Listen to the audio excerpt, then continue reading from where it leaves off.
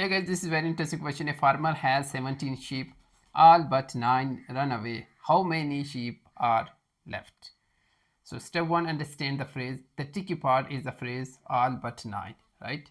All but 9, right? So all equals all the sheep, 17, right? And but 9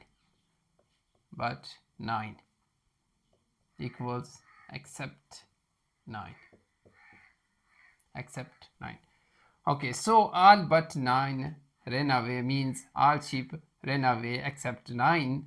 So think about what remains. If all except 9 ran away, then the sheep that did not run away equals 9.